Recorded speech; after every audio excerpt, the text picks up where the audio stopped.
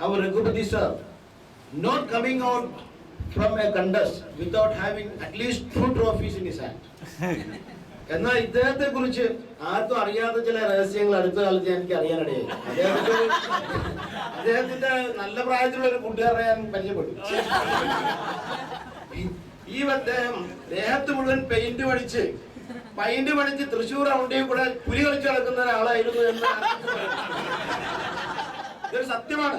ഇദ്ദേഹം തൃശ്ശൂർ വടക്കേ അങ്ങാടി പുലികളി ടീമിന്റെ ക്യാപ്റ്റനായിരുന്നു. അന്ന് പിടിച്ച പുലിവാലാണ് ഇന്നും അദ്ദേഹത്തിന്റെ കൊള്ളണം. He is going to mesmerize us with his speech. When I am weak, I am strong. ഞാൻ ഈ ഇദ്ദേഹത്തിനോട് ഇതിന്റെ ട്രാൻസ്ലേഷൻ ചോദിച്ചു, മലയാളം ആയതുകൊണ്ട്. പുള്ളിയുടെ മലയാളത്തിന്റെ പരിജ്ഞാനം വളരെ അധികമാണെന്ന് നമുക്കറിയാം. പുള്ളി പറഞ്ഞ ട്രാൻസ്ലേഷൻ എന്താണെന്നറിയോ? ഞാൻ വീശിയാൽ ഞാൻ ശബ്ദനാകും.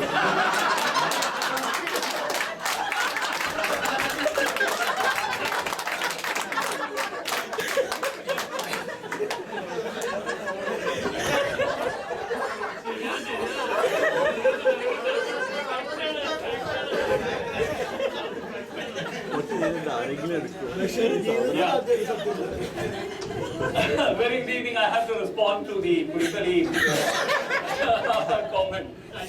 You know, long time back, I was the manager of the Vadakangadi politically team. And lo and behold, the municipal councillor of Vadakangadi was a gentleman by the name of Satyan. And more interestingly, Satyan's wife was a homeo doctor. So when we were all on the truck and we were vigorously shaking the puliwals, we saw Satyan running around pouring some colorless liquid into the box of the various pulis. And so when I asked Satyan, what is this that you're pouring into that box? He said, "Yenda Sami, marundu." So I really thought the homeo doctor had given some colorless liquid, which this guy Satyan was pouring into the puli's mouth, and the pulis were becoming more and more aggressive. The puliwal which we caught some 35 years ago perhaps is still continuing in Dubai. Because in Dubai all you have is Satyan's puliwal and nothing else. Right, let's start now. Am I a dog? No. Well, this is a very strange question, isn't it? One, you don't expect a question from a speaker like this, and you think the speaker is really going off his bonkers. Am I a dog that you should come to fight with me with sticks? Was what a giant screamed. Some 850 years before Christ was born. And in the midday sun, his helmet was shining and his breastplates glittered as he moved. Toastmaster of the day, fellow Toastmasters, dear little children, very happy Onam to all of you and good evening. Good evening. In the heart of Palestine lies the vast expanse of the Mediterranean plain, a place of breathtaking beauty, surrounded by hills with their ridged slopes tantalizingly sloping towards the center. And in the center of this beautiful plain, a plain of vineyards, of wheat fields, and of grasslands, stood a tall and burly giant with a sword in his right hand, brandishing up and down, and a shield cradled in his left. A historic battle was about to begin. And can you guess who his opponent was? It was a lad, a thin and fair boy, with blonde curly hair. And all that lad had in his hand was a staff and a sling draped over his shoulder made of sheepskin. When this giant saw this lad coming towards him on such a historical battle, it enraged him more, and that's when he cried, "Am I a dog that you should come to battle with me with sticks?" is what he asked. The opponent smiled, a mischievous smile.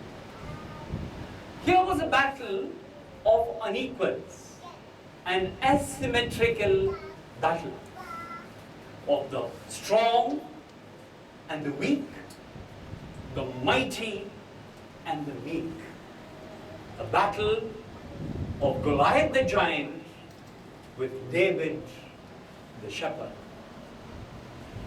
Whenever we hear of such contests where there is an irrational allocation of advantages and disadvantages, of strength and weaknesses, we have since then kept calling it David and Goliath, an unequal match. And as human beings, we tend to pass a judgment that yes, the Goliaths would win. Let's take a few examples. You know, in the United States, with a GDP of something like $16 trillion, were to pose economic sanctions on a small country like Nepal, with probably 0.1% of the US GDP. What would the contest be called? David and Goliath. Let's say the Indian army, with all its might, some 3 million, if I'm not mistaken, soldiers, invades the Maldives. It would be called David and Goliath. Personally, you know, when we were seeking admission for my daughter in the US, I was only looking at the top universities, MIT, Carnegie Mellon, Harvard, Kellogg's. You get carried away. I was more interested in the ranking of the university and not her ranking in the university. I was looking at the Goliaths. Now today is Teachers' Day. There's a beautiful example.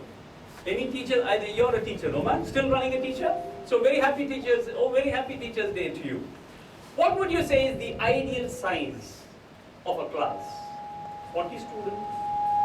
30 students? What would you say? 20? Right. So what we are saying is that you have an ideal size of 20. But you know, there are so many schools in India and abroad where they boast of just 5 children or 6 children or 10 children in a class. They charge some very heavy fees.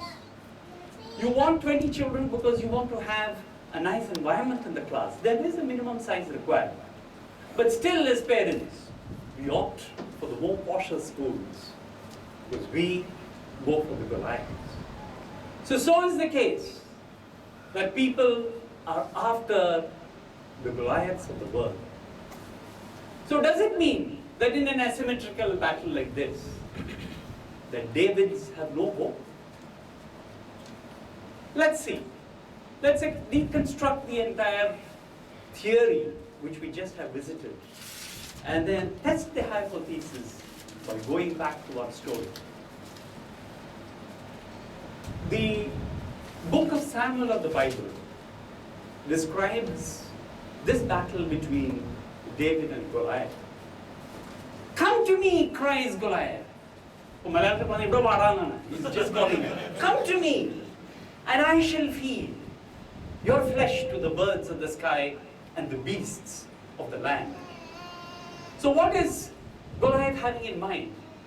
He's very large, he's powerful, he's strong, and so therefore he knows that if it is a hand-to-hand battle with this boy, he can crush him in no time. You know, just like you would swat a fly on your hand. He's inviting him, and he's enraged that the boy is not coming closer, because that is what he is used to, a tough, close battle, and he could, with the vicious grip, snuff the life out of the boy. But what is David? What does he do for his livelihood? He is a shepherd. And what does a shepherd do? A shepherd takes care of his sheep, flock. And what does he have to do? He has to protect his flock from the marauding animals like the wolves or the tigers or the lions which could attack the flock. Would you go for a hand-to-hand battle with a lion or a tiger? You would never do that. So, by habit, he has perfected the art of slinging. He's a slinger, and that's why he has the sling draped on his shoulder. So, whenever there is a danger to his flock, he would put the stone in his sling and then whip it up and down and send the projectile right at the animal and drive it away. So that is his strategy, long distance battle. So when Goliath is infantry, David is artillery, is more adept at shooting the missiles. This is completely a surprise to the giant. Quickly David bends down and picks up a sharp stone, puts it in a sling, and then whips it around and sends this stone like a bullet aimed at the only exposed part of Goliath's body, and that is his forehead. The stone strikes him there, and Goliath collapses, crashes down like a tree, and the battle is won. There are so many stories of the underdogs, of people disadvantaged in asymmetrical battles, who through their innovation, who through doing things on which they are adept at, become successful. There is a beautiful story of, this is a true happening, 1980, when the Soviet Union invaded Afghanistan. There was so much of interest in the Winter Olympics, where the Soviet team, which had not lost for probably 14 years, were challenged by the US team. And the US team were all full of youngsters, youth. And there's a very famous coach called Herb Brooks, he died recently, who was in charge of coaching the US team. The Soviets had never lost in the last 14 years. But Herb found out that the only way to defeat the Soviets was to increase the stamina of his team, because he found as a pattern the Soviet became tired during the last 10 minutes of the game. And so therefore his boys were only given stamina training. He knew that they could never match the Soviets in skill. So use your alternate, which is building up your stamina, and lo and behold, history was made. The US team defeated the Soviets. Ladies and gentlemen and friends, all of you have been Davids at some point of time or other in your lives, or you will be Davids. Do not get awed by the giants, by the Goliaths. All you need to do is to think of what you are good at and what is it to your advantage. And surely you will succeed. It doesn't matter if the odds are heavily stacked against you. As the Bible beautifully says, I delight in hardship, in difficulty, and in weakness. Because when I am weak, I am strong. Oh.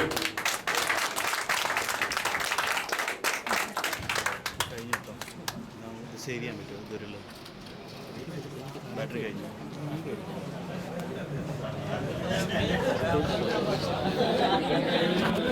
Battery കഴിഞ്ഞു ഇത് save എനിക്ക് മനസ്സിലായത് ശരിയാണോ